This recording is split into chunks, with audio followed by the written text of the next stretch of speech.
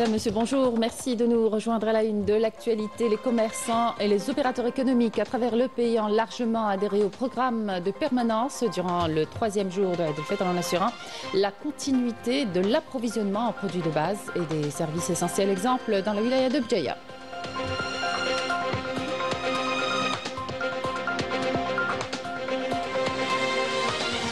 Et à Gaza, les bombardements sionistes ont redoublé d'intensité au 3e jour de Eid el-Fitr sur Rafah et Nusayrat. Ce matin, 15 Palestiniens sont tombés en martyrs à Khan Younes, pour la plupart des enfants. Dans les camps de réfugiés sahraouis, malgré les conditions particulières, les Sahraouis restent très attachés à leur identité culturelle en perpétuant leurs traditions et partageant des moments de convivialité en ces jours de fête, tout en nourrissant l'espoir d'un avenir libre et indépendant. Au Maroc, le régime du Marzane poursuit sa normalisation avec l'entité sioniste au détriment de son peuple laissé à l'abandon face à un avenir incertain.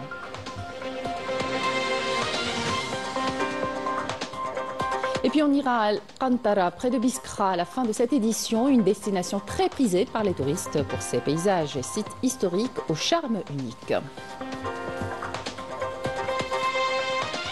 Bienvenue à tous pour ce 3e jour de Eid el-Fitr. Le constat est plutôt satisfaisant. Les commerçants et opérateurs économiques à travers le pays ont largement adhéré au programme de permanence durant le 2e jour de Eid el-Fitr en assurant la continuité de l'approvisionnement en produits de base et des services essentiels.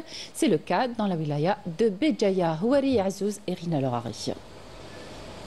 Boulangers, bouchers et épiciers ont largement adhéré au programme de permanence mis en place pour les jours de l'Eid el-Fitr dans la wilaya de Béjaïa, permettant aux Béjaouis de faire leurs achats et de profiter pleinement des festivités. Plusieurs commerces sont ouverts aujourd'hui, à l'exemple de cette boulangerie qui fonctionne normalement. On a pu acheter du pain, comme à l'accoutumée.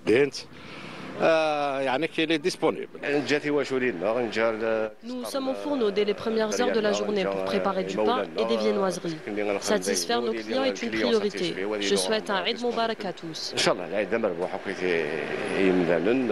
Afin de répondre aux besoins de leurs clients en ces jours fériés, de nombreux commerçants ont respecté le programme de permanence établi dans la wilaya de Béjaïa. Nous assurons la permanence et mettons à disposition plusieurs produits à nos clients. Du pain, des gâteaux et des viennoiseries. Tout est disponible. Cette année, plus de 1200 commerçants ont été mobilisés pour couvrir une large gamme d'activités commerciales et de services. Les boulangeries connaissent une forte demande, tout comme la vente des viandes rouges et blanches. Les services du ministère du Commerce intérieur ont affirmé que plus de 54 000 commerçants réquisitionnés ont respecté le programme de permanence dans toute l'Algérie, ce qui reflète leur large adhésion pour assurer la continuité de l'approvisionnement en produits de base et des services essentiels.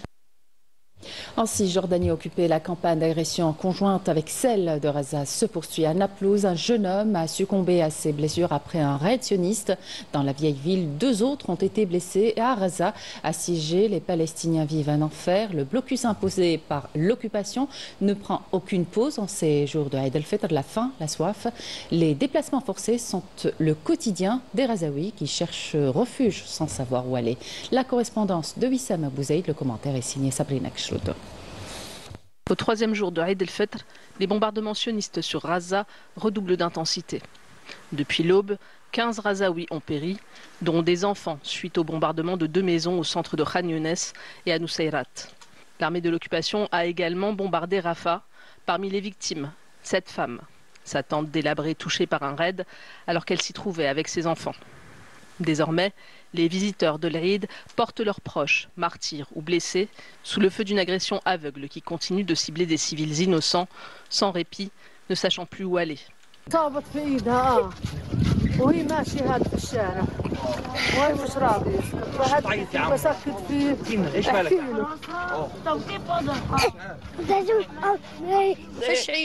quel Eid vous parlez? Quel Eid? Il n'y a pas d'Eid. Lui, son père est un martyr. Comment peut-il se réjouir? Lui, c'est son fils. L'autre, pareil. Pour celui-ci, c'est un frère. Pour l'autre, ses parents. Il n'y a pas de vie. Nous ne vivons pas. Les raids se poursuivent donc. Alors que les Gazaouis sont soumis à un déplacement forcé, de Rafah au sud vers Beit Hanoun au nord. Une stratégie de guerre psychologique qui intensifie les souffrances des familles, luttant pour trouver un abri, avant de devenir une proie facile pour les tonnes d'obus et de missiles qui pleuvent sur elles jour et nuit. Normalement, les gens célèbrent l'Aïd, mais là, ils fuient. Ils quittent encore Rafah. Les gens meurent, nous avons faim. La mort par obus et missiles s'accompagne de la mort par la faim et la soif. La fermeture des points de passage a engendré l'interruption totale d'aide humanitaire extérieure. En conséquence, toutes les boulangeries de Raza ont fermé, un signe que la famine des Razaouis a atteint un niveau gravissime et extrêmement inquiétant.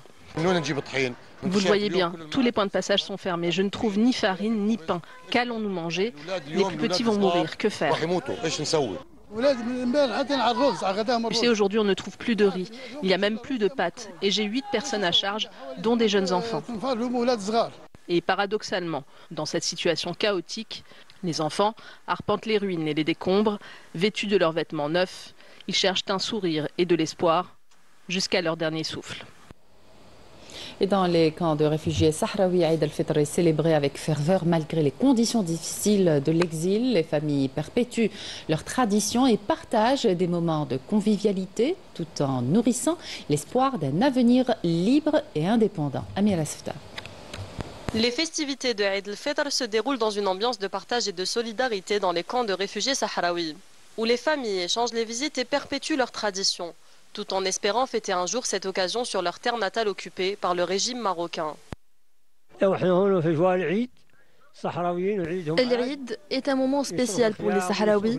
Comme le veut la tradition, ils décorent leur foyer, préparent des mets sucrés et des boissons et organisent des repas conviviaux avec de la viande. Les familles se rassemblent pour partager ce moment unique. Malgré les conditions particulières, les Sahraouis restent très attachés à leur identité culturelle. Les hommes revêtent la dara'a, leurs habits traditionnels, tandis que les femmes portent la melhfa.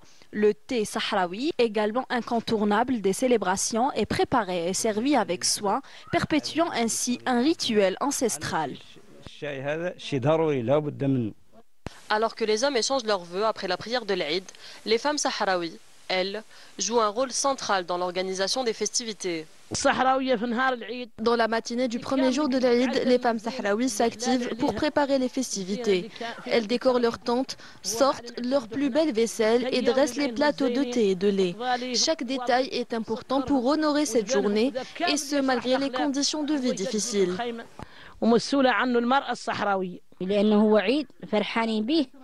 L'Eid est un jour de fête. La joie des Sahraouis reste incomplète loin de leur terre. Ils célèbrent cette occasion sous leur tente avec l'espoir qu'un jour ils pourraient enfin la fêter dans un Sahara occidental libre et indépendant. Je souhaite un Eid Moubarak au peuple sahraoui et à tous les enfants du monde. Pour le peuple sahraoui, la véritable fête de l'Eid ne sera complète que lorsque la liberté et l'indépendance seront enfin une réalité sur l'ensemble du territoire du Sahara occidental. Au Maroc, la souffrance des Marocains ne cesse de s'aggraver sous l'effet de la normalisation du régime du Marzen avec l'entité sioniste, sans se préoccuper du devenir du peuple marocain plongé de plus en plus dans la misère. Aya Dahaoui Majda Jahmouna.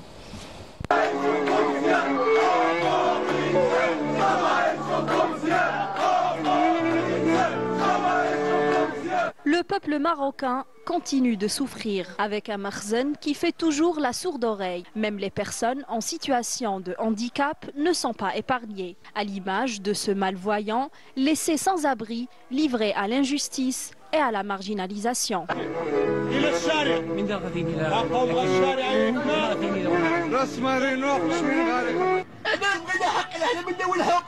Où sont nos droits? Nous ne voulons que nos droits. Nous en avons ras-le-bol.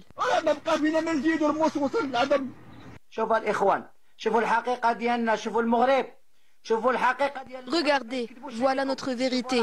C'est bel et bien la vérité du Maroc. Regardez bien, ces familles vivent dans les grottes après le séisme d'El Haouz. À qui la faute? Dans les rues, les Marocains crient leur opposition à la normalisation avec l'entité sioniste et dénoncent la trahison du Marzen envers la cause palestinienne. Il existe des documents officiels qui attestent que la famille royale est d'origine juive et que depuis longtemps, les rois du Maroc ont veillé à protéger les juifs dans le pays en leur garantissant des conditions favorables au détriment des citoyens marocains musulmans. Un gouvernement plongé dans la corruption et le makhzen qui s'acharne sur le peuple marocain qui vit dans le dénuement total. Football à présent, le MC Alger a raté une belle occasion de prendre option pour la qualification en demi-finale de la Ligue des champions d'Afrique de football en s'inclinant face au Sud-Africain d'Orléans de Pirates 0-1 hier soir au stade du 5 juillet à Alger pour le compte des quarts de finale aller.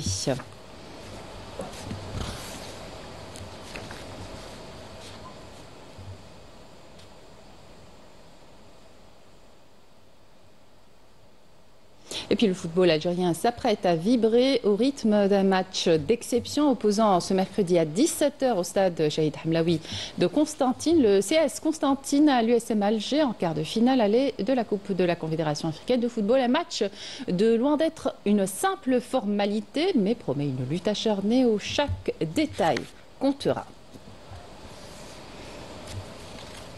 Direction la ville de Sidi Bel Abbès qui a emprunté son nom à une légende, celle de l'ouléma Sidi El Bouzidi. Mais ce n'est pas de lui qu'il s'agit ce matin, mais plutôt de Ranja, un personnage de légende dont l'existence remonte à une ancienne croyance perpétuée depuis des siècles. Une légende qui a trouvé refuge dans le musée de Qada Ben Smicha, homme de théâtre, qui accueille aussi des marionnettes de différentes nationalités. Chaque pièce raconte son histoire. Voyez ce reportage de Marim Damis. Qui pourrait imaginer que dans la cave de cet immeuble, au quartier Sidi Djilali, se cache un lieu mystérieux dans lequel se retrouvent les enfants depuis des années pour assister à des spectacles hauts en couleur. C'est dans cet espace improbable que Qada Ben Smicha a donné naissance au théâtre de marionnettes Ranja. En référence à ce personnage, dont l'existence remonte à une ancienne croyance perpétuée depuis des siècles, les enfants fabriquaient cette poupée en temps de sécheresse, chantaient et dansaient autour d'elle, implorant le ciel pour faire tomber la pluie. Dans sa caverne d'Ali Baba, Qada expose aujourd'hui plus de 400 pièces venues des 4 coins du monde. C'est une cave. C'est une cave dans un immeuble. Au début, j'avais des problèmes où on répétait, où on mettait les décors, les costumes et tout. Et c'est comme ça qu'on a créé le lieu. On fait des anniversaires, des conférences, des exposés. Donc c'est un lieu culturel. C'était un rêve. C'était un rêve que je racontais à mon fils. Je lui dis, écoute, on va mettre un lieu, on va créer, il y aura des gens, des bus, les jeunes, ils jouaient. Mon fils ne m'a pas cru. C'est-à-dire, et maintenant, alhamdoulilah. Chine, Japon, Namibie et bien d'autres pays, chaque marionnette a ses propres origines et son histoire. Certaines lui ont été offertes, d'autres rapportées de voyage. Il en a fabriqué aussi plusieurs de ses propres mains, dont l'une a même participé à un long métrage. La marionnette que vous voyez, on l'avait appelée Galagouz. C'est une marionnette qui a participé dans le spectacle. Dans le spectacle, on avait joué à peu près 45 fois. Donc, la marionnette que vous voyez, elle a assisté, elle a joué dans un film, attention, c'est une vedette, hein, dans un film, et un film de le producteur, c'est un Allemand, qui a eu l'initiative de venir visiter le musée, et elle a travaillé dans une publicité, voilà, et elle est née à Alger.